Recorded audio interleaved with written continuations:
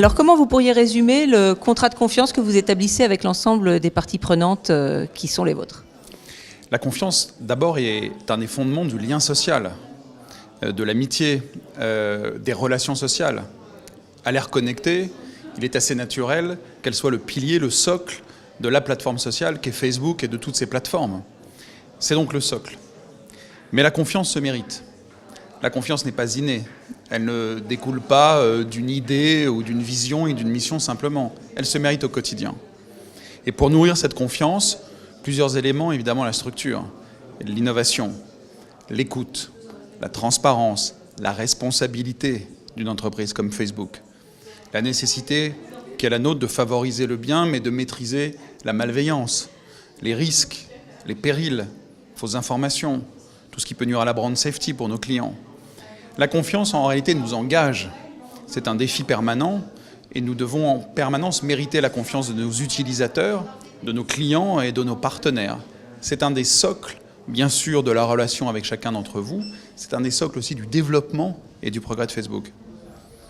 Alors la confiance, c'est aussi celle des annonceurs. Comment vous abordez l'actualité récente et plus globalement le développement de cette confiance? La relation qu'on a avec les annonceurs, elle est fondée bien sûr sur la confiance que d'abord on veut créer avec eux. Facebook est une jeune entreprise en réalité, où les plateformes comme Instagram sont encore plus jeunes que Facebook. Donc la confiance doit se créer. Elle prend du temps, elle se nourrit d'engagement, de preuves, de mesures. L'ensemble du spectre des activités de Facebook doit nourrir la confiance, donner l'innovation, donner accès aux meilleures innovations pour que la communication des marques se fasse comme elle se fait entre chacun d'entre nous, mobile, sociale, interactive. Mesurer l'impact de nos campagnes, être transparent, dire quand nous avons potentiellement des difficultés ou des risques, assurer l'environnement des marques, la brand safety, communiquer en permanence, être si possible proactif, en mouvement, partager notre vision. L'ensemble de ces éléments fait, je crois, la spécificité en tout cas de ce que nous voulons faire en France et ailleurs et nourrit cette relation de confiance.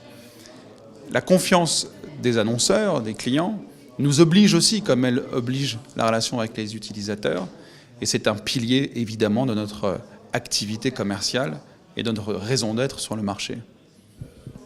Alors, ces derniers temps, récemment, on a le sentiment que vous avez été plus présent sur le terrain.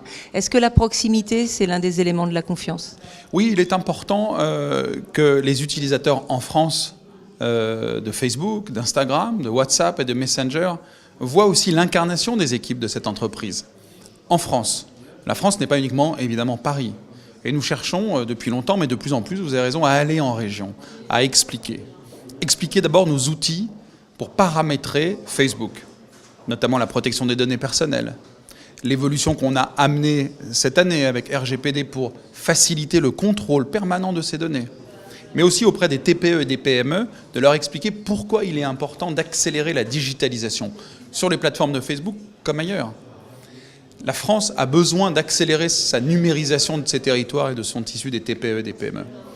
Et nous considérons qu'il est de notre devoir, par aujourd'hui la taille de l'entreprise, ses capacités d'innovation, d'aller à la rencontre aussi de nos clients. Les TPE et PME utilisent beaucoup Facebook et Instagram pour leur expliquer comment utiliser ces outils. Et il n'y a rien de mieux que d'aller dans les régions, et nous le faisons de plus en plus, et nous le ferons de plus en plus dans les mois qui viennent.